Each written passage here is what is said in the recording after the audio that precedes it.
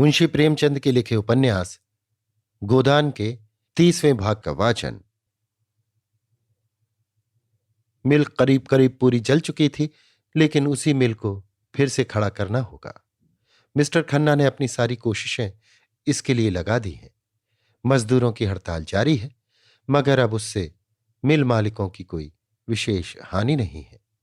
नए आदमी कम वेतन पर मिल गए हैं और जी तोड़कर काम करते हैं, क्योंकि उनमें सभी ऐसे हैं जिन्होंने बेकारी के कष्ट भोग लिए हैं और अब अपना बस चलते ऐसा कोई काम करना नहीं चाहते जिससे उनकी जीविका में बाधा पड़े। चाहे जितना काम लो, चाहे जितनी कम छुट्टियां दो, उन्हें कोई शिकायत नहीं। सिर झुकाए बैलों की तरह काम में लगे रहते हैं। गुड़कियां, गालियां, यहां तक कि डंडों की मार भी उनमें ग्लानि नहीं पैदा करती। और अब पुराने मजदूरों के लिए इसके सिवा कोई मार्ग नहीं रह गया है कि वो इसी घटी हुई मजूरी पर काम करने आए और खन्ना साहब की खुशामद करें। पंडित ओंकारनाथ पर तो उन्होंने अब रत्ती भर भी विश्वास नहीं है। उन्हें वे अकेले दुकेले पाए तो शायद उनकी बुरी गत बनाए, पर पंडित जी बहुत बचे हुए रहते हैं। चिराग जलने के बाद अपने कार्यालय से बाहर नहीं निकलते और अफसरों की खुशामद करने लगे। मिर्जा खुर्शीद की धाक अब भी ज्यों की त्यों है, लेकिन मिर्जा जी इन बेचारों का कष्ट और उसके निवारण का अपने पास कोई उपाय न देखकर दिल से चाहते हैं कि सब के सब बहाल हो जाएं। मगर इसके साथ ही नए आदमियों के कष्ट का ख्याल करके जिज्ञासुओं से यही कह दिया करते हैं कि जैसी इच्छा हो वैसा करो। मिस्टर खन्ना ने पुराने आदमियों को फिर नौकरी के लिए इच्छुक देखा तो और भी अकड़ गए। हालांकि वो मन में चाहते थे कि इस वेतन पर पुराने आदमी नयों से कहीं अच्छे हैं। नए आदमी अपना सारा जोर लगाकर भी पुराने आदमियों के बराबर काम न कर सकते थे। पुराने आदमियों में अधिकांश तो बचपन से ही मिल में काम करने के अभ्यस्त थे और खूब मंजे हुए। नए आदमियों में अधिकतर देहातों के दुखी किसान थे, जिन्हें खुली हवा और मैदान में पुराने जमाने की लकड़ी के औजारों से काम करने की आदत थी। मिल के अंदर उनका दम घुटता था और मशीनरी की तेज चलने वाले पुर्जों से उन्हें भय लगता था। आखिर जब पुराने आदमी खूब परास्त हो गए तब खन्ना उन्हें बहाल करने पर राजी हुए, मगर नए आदमी इससे कम वेतन पर भी काम करने के लिए तैयार थे। और अब डायरेक्टरों के सामने ये सवाल आया कि वो पुरानों को बहाल करें या नयों को रहने दें। डायरेक्टरों में आधे तो नए आदमियों का वेतन घटाकर रखने के पक्ष में थे। आधों की यह धारणा थी कि पुराने आदमियों को हाल के वेतन पर रख लिया जाए। थोड़े से रुपए ज्यादा खर्च होंगे जरूर, मगर काम उससे ज्यादा होगा। खन्ना मिल के प्राण थे, एक तरह से सर्वे सर्वा। डायरेक्टर तो उनके हाथ की कठपुतलियां थे। निश्चय खन्ना ही के हाथों में था और वो अपने मित्रों से नहीं, शत्रुओं से भी इस विषय में सलाह ले रहे थे। सबसे पहले तो उन्होंने गोविंदी की सलाह ली। जब से मालती की ओर से उन्हें निराशा हो गई थी और गोविंदी को मालूम हो गया था कि मेहता जैसा विद्वान और अनुभवी और ज्ञानी आदमी मेरा कितना सम्मान करता है और मुझसे किस प्रकार की साधना की आशा रखता है, तब से दंपत्ति में स्नेह फिर जाग उठा था। स्नेह मत कहो, मगर साहचर्य तो था ही। आपस में वो जलन और अशांति न थी, बीच की दीवार टूट गई थी। मालती के रंग ढंग की भी काया पलट होती जाती थी। मेहता का जीवन अब तक स्वाध्याय और चिंतन में गुजरा था और सब कुछ कर चुकने के बाद और आत्मवाद तथा अनात्मवाद की खूब छानबीन कर लेने पर वो इसी तत्व पर पहुंच जाते थे कि प्रवृत्ति और निवृत्ति दोनों के बीच में जो सेवा मार्ग है, चाहे उसे कर्मयोग ही कहो, वही जीवन को सार्थक कर सकता है, वही जीवन को ऊंचा और पवित्र बना सकता है। किसी सर्वज्ञ ईश्वर में उनका विश्वास न था। यद्यपि वो अपनी नास्तिकता को प्रकट न करते थे, इसलिए कि इस विषय में निश्चित रूप से कोई मत स्थिर करना वो अपने लिए असंभव समझते थे। पर यह धारणा उनके मन में दृढ़ हो गई थी कि प्राणियों के जन्म मरण, सुख दुख, पाप पुण्य में कोई ईश्वरीय विधान नहीं है। उनका ख्याल था कि मनुष्य ने अपने अहंकार में अपने को इतना महान बना लिया है कि उसके हर एक काम की प्रेरणा ईश्वर की ओर से होती है। इसी तरह टिड्डियां भी ईश्वर को उत्तरदायी ठहराती होंगी, जो अपने मार्ग में समुद्र आ जाने पर अरबों की संख्या में नष्ट हो जाती हैं। मगर ईश्वर के ये विधान इतने अज्ञेय हैं कि मनुष्य की समझ में नहीं आते, तो उन्हें मानने से ही मनुष्य को क्या संतोष मिल सकता है। ईश्वर की कल्पना का एक ही उद्देश्य उनकी समझ में आता था, और वो था मानव जाति की एकता। एकात्मवाद या सर्वात्मवाद या अहिंसा तत्व को वो आध्यात्मिक दृष्टि से नहीं, भौतिक दृष्टि से ही देखते थे। यद्यपि इन तत्वों का इतिहास के किसी काल में भी आधिपत्य नहीं रहा, फिर भी मनुष्य जाति के सांस्कृतिक विकास में उनका स्थान बड़े महत्व का है। मानव समाज की एकता में मेहता का दृढ़ विश्वास था, मगर इस विश्वास के लिए उन्हें ईश्वर तत्व के मानने की जरूरत न मालूम होती थी। उनका मानव प्रेम इस आधार पर अवलंबित न था कि प्राणी मात्र में एक आत्मा का निवास है। द्वैत और अद्वैत का व्यापारिक महत्व के सिवा वो और कोई उपयोग न समझते थे, और ये व्यापारिक महत्व उनके लिए मानव जाति को एक दूसरे के समीप लाना, आपस के भेदभाव को मिटाना और भ्रातृभाव को दृढ़ करना ही था। ये एकता, ये अभिन्नता उनकी आत्मा में इस तरह जम गई थी कि उनके लिए किसी आध्यात्मिक आधार की सृष्टि उनकी दृष्टि में व्यर्थ थी, और एक बार इस तत्व को पाकर वो शांत न बैठ सकते थे। स्वार्थ से अलग अधिक से अधिक काम करना उनके लिए आवश्यक हो गया था। इसके बगैर उनका चित्त शांत न हो सकता था। यश, लोभ या कर्तव्य पालन के भाव उनके मन में आते ही न थे। इनकी तुच्छता ही उन्हें इनसे बचाने के लिए काफी थी। सेवा ही अब उनका स्वार्थ होती जाती थी, और उनकी इस उदार वृत्ति का असर अज्ञात रूप से मालती पर भी पड़ता जाता था। अब तक जितने मर्द उसे मिले, सभी ने उसकी विलास वृत्ति को ही उकसाया। उसकी त्याग वृत्ति दिन दिन क्षीण होती जाती थी, पर मेहता के संसर्ग में आकर उसकी त्याग भावना सजग हो उठी थी। सभी मनस्वी प्राणियों में ये भावना छिपी रहती है और प्रकाश पाकर चमक उठती है। आदमी अगर धन या नाम के पीछे पड़ा है तो समझ लो कि अभी तक वो किसी परिष्कृत आत्मा के संपर्क में नहीं आया। मालती अब अक्सर गरीबों के घर बिना फीस लिए ही मरीजों को देखने चली जाती थी। मरीजों के साथ उसके व्यवहार में मृदुता आ गई थी। हाँ, अभी तक वो शौक सिंगार से अपना मन न हटा सकी थी। रंग और पाउडर का त्याग उसे अपने आंतरिक परिवर्तनों से भी कहीं ज्यादा कठिन जान पड़ता था। इधर कभी कभी दोनों देहातों की ओर चले जाते थे और किसानों के साथ 2-4 घंटे रहकर उनके झोपड़ों में रात काटकर और उन्हीं का सा भोजन करके अपने को धन्य समझते थे। एक दिन वे सेमरी पहुंच गए और घूमते घामते बेलारी जा निकले। होरी द्वार पर बैठा चिलम पी रहा था कि मालती और मेहता आकर खड़े हो गए। मेहता ने होरी को देखते ही पहचान लिया और बोला, यही तुम्हारा गांव है? याद है हम लोग राय साहब के यहां आए थे और तुम धनुष यज्ञ की लीला में माली बने थे। होरी की स्मृति जाग उठी। पहचाना और पटेश्वरी के घर की ओर कुर्सियां लाने चला। मेहता ने कहा, कुर्सियों का कोई काम नहीं, हम लोग इसी खाट पर बैठ जाते हैं। यहां कुर्सी पर बैठने नहीं, तुमसे कुछ सीखने आए हैं। दोनों खाट पर बैठे। होरी हतबुद्धि सा खड़ा था। इन दोनों की क्या खातिर करे? बड़े बड़े आदमी हैं, उनकी खातिर करने लायक उसके पास है ही क्या? आखिर उसने पूछा, पानी लाऊं? मेहता ने कहा, हां, प्यास तो लगी है, कुछ मीठा भी लेता हूं। लाओ, अगर घर में हो। होरी घर में मीठा और पानी लेने गया, तब तक गांव के बालकों ने आकर इन दोनों आदमियों को घेर लिया और लगे न रखने, मानो चिड़िया घर के अनोखे जंतु आ गए हों। सिल्लो बच्चे को लिए किसी काम से चली जा रही थी। इन दोनों आदमियों को देखकर कुतूहलवश ठिठक गई। मालती ने आकर उसके बच्चे को गोद में ले लिया और प्यार करती हुई बोली, कितने दिनों का है? सिल्लो को ठीक मालूम न था। एक दूसरी औरत ने बताया, कोई साल भर का होगा। क्यों री? सिल्लो ने समर्थन किया। मालती ने विनोद किया, प्यारा बच्चा है, इसे हमें दे दो। सिल्लो ने गर्व से फूल कर कहा, आप ही का तो है, तो मैं इसे ले जाऊं? ले जाइए, आपके साथ रहकर आदमी हो जाएगा। गांव की और महिलाएं आ गईं और मालती को होरी के घर में ले गईं। यहां मर्दों के सामने मालती से वार्तालाप करने का अवसर उन्हें ना मिलता। मालती ने देखा खाट बिछी है और उस पर एक दरी पड़ी हुई है जो पटेश्वरी के घर से मांगे आई थी।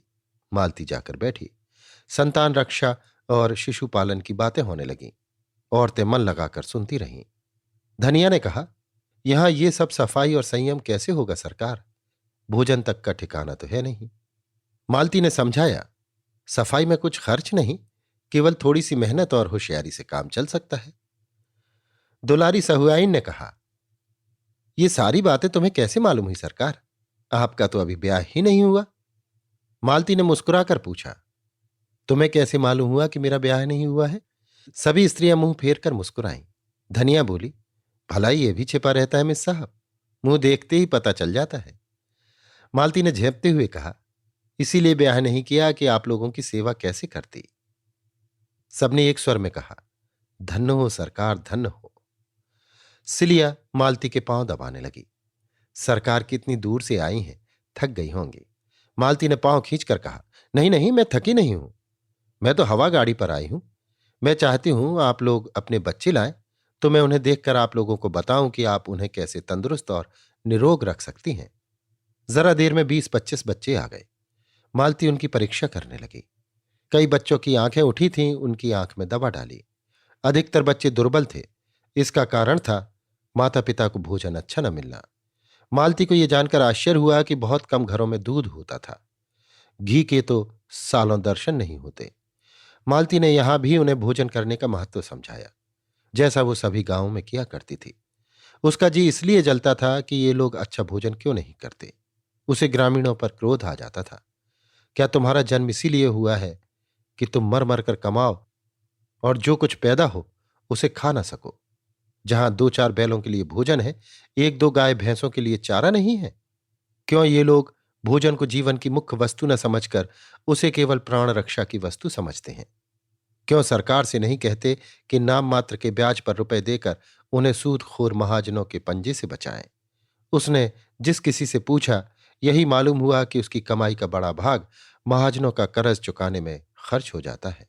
बंटवारे का मरज भी बढ़ता जाता था। आपस में इतना वैमनस्य था कि शायद ही कोई दो भाई एक साथ रहते हों। उनकी इस दुर्दशा का कारण बहुत कुछ उनकी संकीर्णता और स्वार्थपरता थी। मालती इन्हीं विषयों पर महिलाओं से बातें करती रही।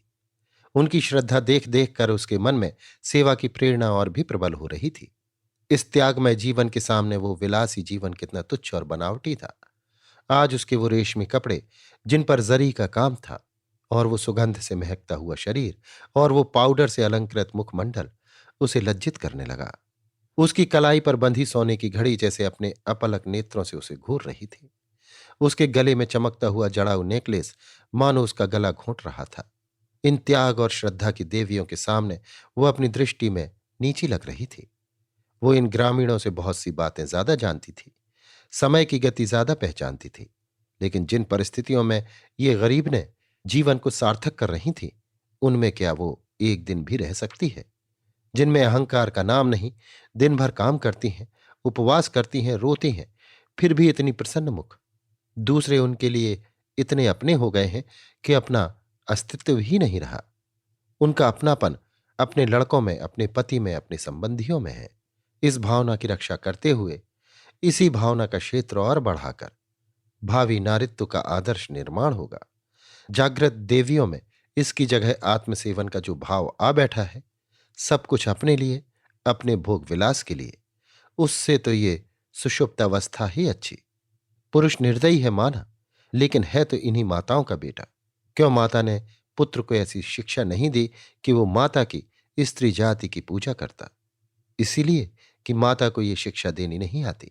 इसीलिए कि उसने अपने को इतना मिटाया कि उसका रूप ही बिगड़ गया, उसका व्यक्तित्व ही नष्ट हो गया।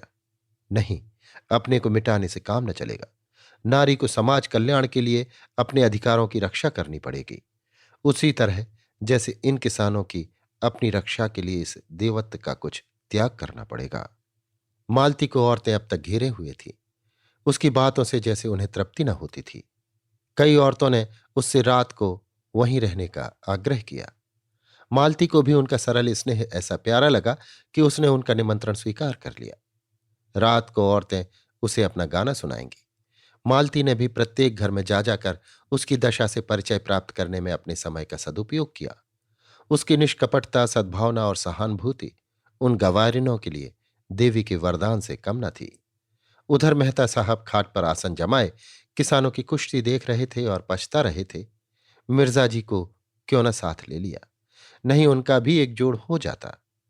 उन्हें आश्चर्य हो रहा था, ऐसे प्रौढ़ और निरीह बालकों के साथ शिक्षित कहलाने वाले लोग कैसे निर्दयी हो जाते हैं।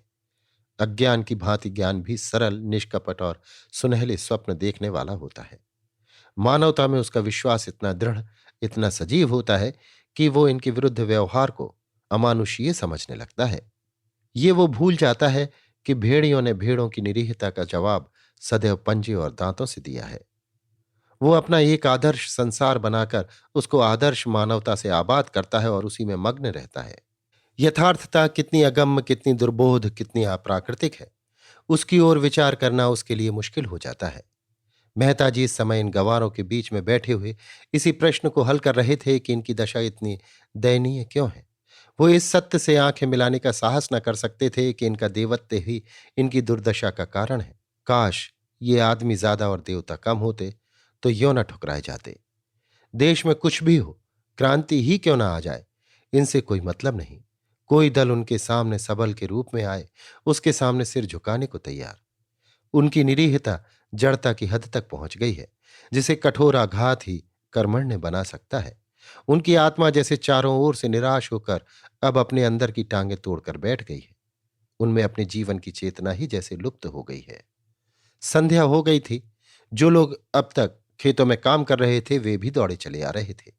उसी समय मेहता ने मालती को गांव की कई औरतों के साथ इस तरह तल्लीन होकर एक बच्चे को गोद में लिए देखा, मानो वो भी उन्हीं में से एक है। मेहता का हृदय आनंद से गदगद हो उठा। मालती ने एक प्रकार से अपने को मेहता पर अर्पण कर दिया था। इस विषय में मेहता को अब कोई संदेह न था, मगर अभी तक उनके हृदय में मालती के प्रति वो उत्कट भावना जागृत न हुई थी, जिसके बिना विवाह का प्रस्ताव करना उनके लिए हास्यजनक था। मालती बिना बुलाए मेहमान की भांति उनके द्वार पर आकर खड़ी हो गई थी और मेहता ने उसका स्वागत किया था। इसमें प्रेम का भाव न था, केवल पुरुषत्व का भाव था। अगर मालती उन्हें इस योग्य समझती है कि उन पर अपनी कृपा दृष्टि फेरे, तो मेहता उसकी इस कृपा को अस्वीकार न कर सकते थे। इसके साथ ही वो मालती को गोविंदी के रास्ते से हटा देना चाहते थे, और वो जानते थे मालती जब तक आगे अपना पांव न जमा लेगी वो पिछला पांव न उठाएगी। वो जानते थे मालती के साथ छल करके वो अपनी नीचता का परिचय दे रहे हैं। इसके लिए उनकी आत्मा बराबर उन्हें धिक्कारती रही थी। मगर ज्यों ज्यों वो मालती को निकट से देखते थे उनके मन में आकर्षण बढ़ता जाता था। रूप का आकर्षण तो उन पर कोई असर न कर सकता था, ये गुण का आकर्षण था। ये वो जानते थे जिसे सच्चा प्रेम कह सकते हैं, केवल एक बंधन में बंध जाने के बाद ही पैदा हो सकता है। इसके पहले जो प्रेम होता है वो तो रूप की आसक्ति मात्र है, जिसका कोई टिकाव नहीं। मगर इसके पहले ये निश्चय तो कर लेना ही था कि जो पत्थर साहचर्य के खरात पर चढ़ेगा उसमें खरादे जाने की क्षमता है भी या नहीं। सभी पत्थर तो खरात पर चढ़कर सुंदर मूर्तियां नहीं बन जाते। इतने दिनों में मालती ने उनके हृदय में भिन्न भिन्न भागों में अपनी रश्मियां डाली थी, पर अभी तक वे केंद्रित होकर उस ज्वाला के रूप में न फूट पड़ी थी जिससे उनका सारा अंतस्थल प्रज्वलित हो जाता।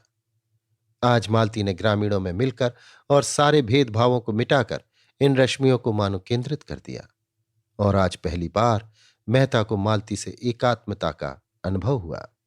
ज्यों ही मालती गांव का चक्कर लगाकर लौटी, उन्होंने उसे साथ लेकर नदी की ओर प्रस्थान किया। रात यहीं काटने का निश्चय हो गया। मालती का कलेजा आज ना जाने क्यों धक धक करने लगा। मेहता के मुख पर आज उसे एक विचित्र ज्योति और इच्छा झलकती हुई नजर आई।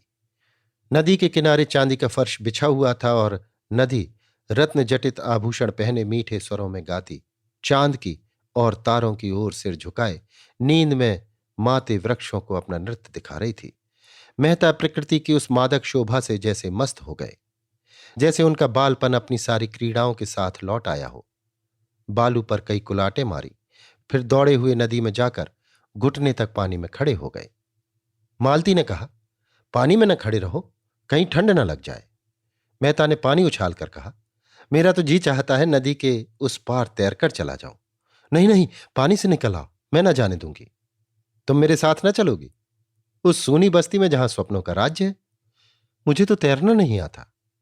अच्छा आओ, एक नाव बनाए और उस पर बैठकर चलें। वो बाहर निकल आए। आसपास बड़ी दूर तक झाऊ का एक जंगल खड़ा था।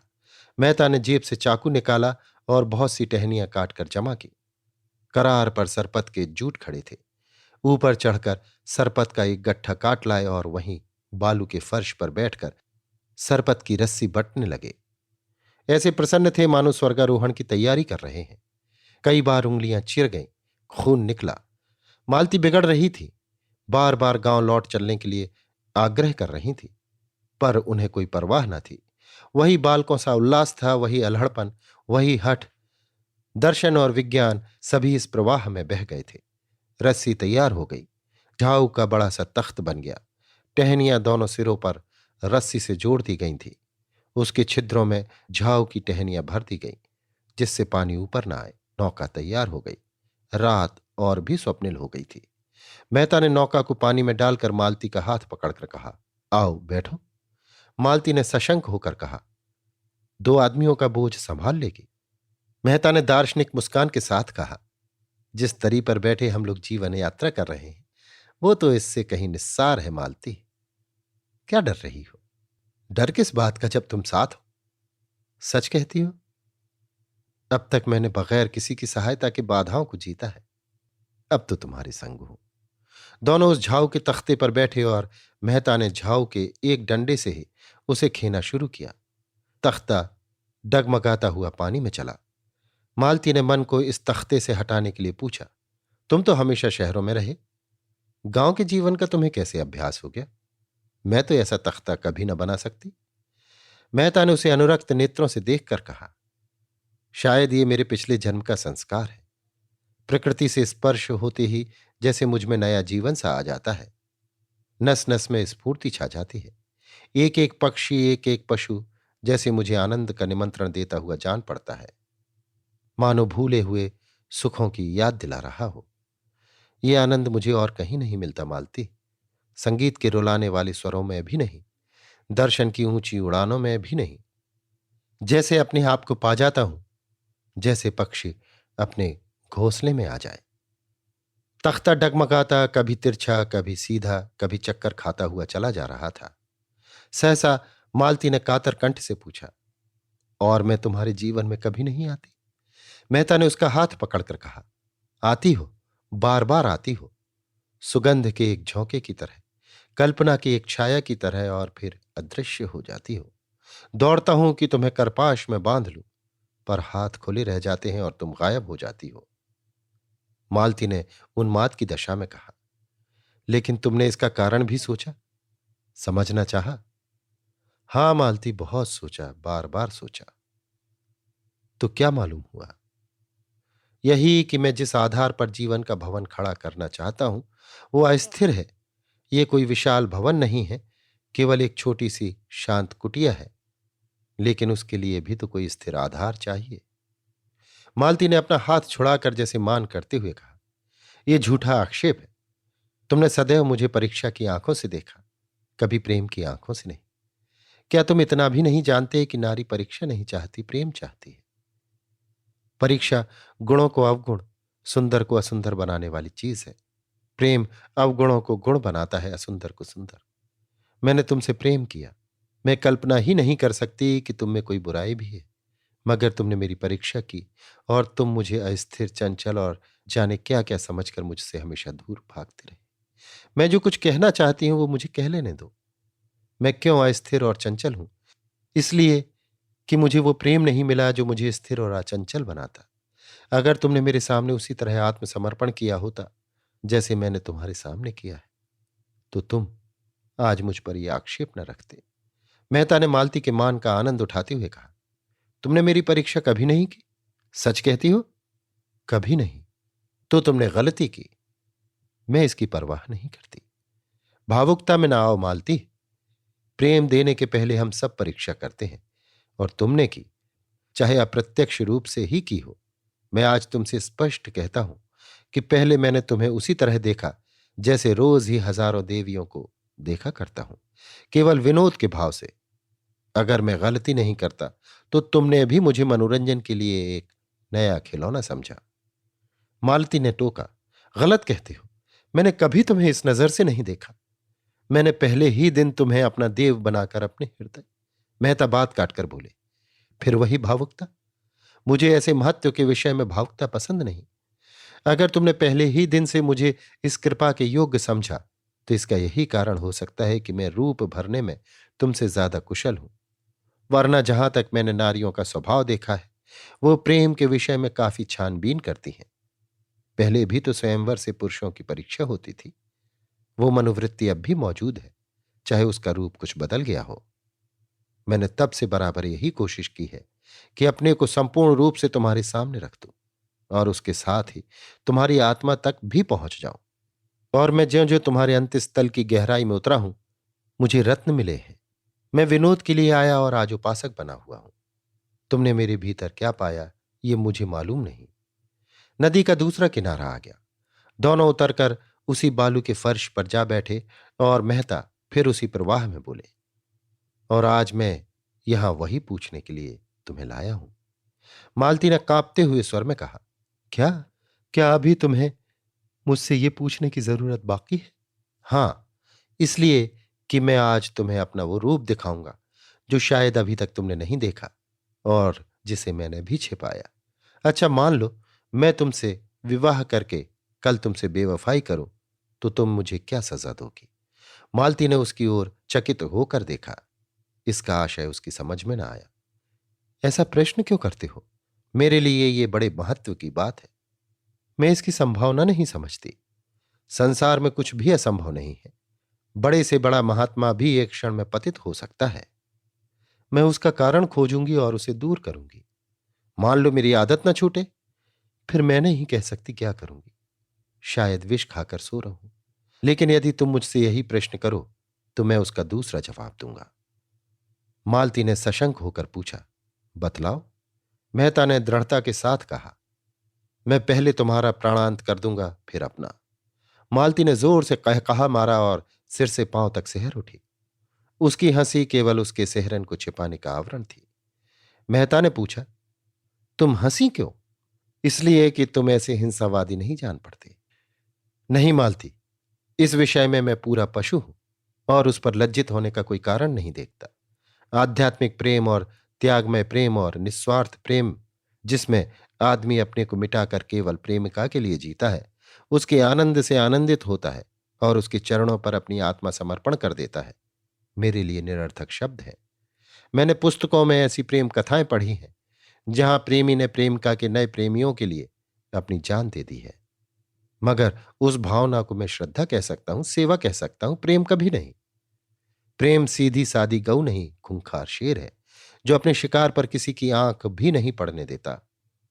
मालती ने उनकी आंखों में आंखें डालकर कहा, अगर प्रेम खूंखार शेर है तो मैं उससे दूर ही रहूंगी। मैंने तो उसे गाय ही समझ रखा था। मैं प्रेम को संदेह से ऊपर समझती हूं। वो देह की वस्तु नहीं, आत्मा की वस्तु है। संदेह का वहां जरा भी स्थान नहीं, और हिंसा तो संदेह का ही परिणाम है। वो संपूर्ण आत्मसमर्पण है। उसके मंदिर में तुम परीक्षक बनकर नहीं, उपासक बनकर ही वरदान पा सकते हो। वो उठकर खड़ी हो गई और तेजी से नदी की तरफ चली, मानो उसने अपना खोया हुआ मार्ग पा लिया हो। ऐसी स्फूर्ति का उसे कभी अनुभव न हुआ। उसने स्वतंत्र जीवन में भी अपने में एक दुर्बलता पाई थी जो उसे सदैव आंदोलित करती रहती थी, सदैव अस्थिर रखती थी। उसका मन जैसे कोई आश्रय खोज रहा था जिसके बल पर टिक सके, संसार का सामना कर सके। अपने में उसे ये शक्ति न मिलती थी। बुद्धि और चरित्र की शक्ति देखकर वो उसकी ओर लालायित होकर जाती थी। पानी की भांति हर एक पात्र का रूप धारण कर लेती थी। उसका अपना कोई रूप न था। उसकी मनोवृत्ति अभी तक किसी परीक्षार्थी छात्र की सी थी। छात्र को पुस्तकों से प्रेम हो सकता है और आज हो जाता है, लेकिन वो पुस्तक के उन्हीं भागों पर ज्यादा ध्यान देता है जो परीक्षा में आ सकते हैं। उसकी पहली गरज परीक्षा में सफल होना है, ज्ञानार्जन इसके बाद। अगर उसे मालूम हो जाए कि परीक्षक बड़ा दयालु है या अंधा है और छात्रों को यों ही पास कर दिया जाता है, तो शायद वो पुस्तकों की ओर आंख उठाकर भी न देखे। मालती जो कुछ करती थी मेहता को प्रसन्न करने के लिए। उसका मतलब था मेहता का प्रेम और विश्वास प्राप्त करना, उसके मनोराज्य की रानी बन जाना, लेकिन उसी छात्र की तरह अपनी योग्यता का विश्वास जमा कर। लियाकत आ जाने से परीक्षक अपने आप ही उससे संतुष्ट हो जाएगा, इतना धैर्य उसे न था। मगर आज मेहता ने जैसे उसे ठुकराकर उसकी आत्मशक्ति को जगा दिया। मेहता को जब से उसने पहली बार देखा था तभी से उसका मन उनकी ओर झुका था। उसे वो अपने परिचितों में सबसे समर्थ जान पड़े। उसके परिष्कृत जीवन में बुद्धि की प्रखरता और विचारों की दृढ़ता ही सबसे ऊंची वस्तु थी। धन और ऐश्वर्य को तो वो केवल खिलौना समझती थी जिसे खेलकर लड़के तोड़ फोड़ डालते हैं। रूप में भी अब उसके लिए विशेष आकर्षण न था, यद्यपि कुरूपता के लिए घृणा थी। उसको तो अब बुद्धि शक्ति ही अपनी ओर झुका सकती थी, जिसके आश्रय में उसमें आत्मविश्वास जगे, अपने विकास की प्रेरणा मिले, अपने में शक्ति का संचार हो, अपने जीवन की सार्थकता का ज्ञान हो। मेहता के बुद्धिबल और तेजस्विता ने उसके ऊपर अपनी मुहर लगा दी और तब से वो अपना संस्कार करती चली जाती थी।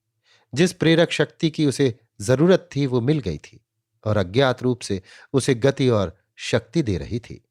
जीवन का नया आदर्श जो उसके सामने आ गया था, वो अपने को उसके समीप पहुंचाने की चेष्टा करती हुई और सफलता का अनुभव करती हुई उस दिन की कल्पना कर रही थी जब वो और मेहता एकात्म हो जाएंगे।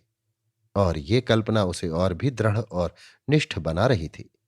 मगर आज जब मेहता ने उसकी आशाओं को द्वार तक लाकर प्रेम का वो आदर्श उसके सामने रखा, जिसमें प्रेम को आत्मा और समर्पण के क्षेत्र से गिराकर भौतिक धरातल तक पहुंचा दिया गया था, जहां संदेह और ईर्ष्या और भोग का राज है, तब उसकी परिष्कृत बुद्धि आहत हो उठी और मेहता से जो उसे श्रद्धा थी उसे एक धक्का सा लगा, मानो कोई शिष्य अपने गुरु को कोई नीच कर्म करते देख ले। उसने देखा मेहता की बुद्धि प्रखरता प्रेमत्व को पशुता की ओर खींची लिए जाती है और उसके देवत्व की ओर से आंखें बंद किए लेती है। और ये देखकर उसका दिल बैठ गया। मेहता ने कुछ लज्जित होकर कहा, आओ कुछ देर और बैठें। मालती बोली, नहीं, अब लौटना चाहिए, देर हो रही है। अभी आप सुन रहे थे मुंशी प्रेमचंद के लिखे उपन्यास गोदान के 30वें भाग का वाचन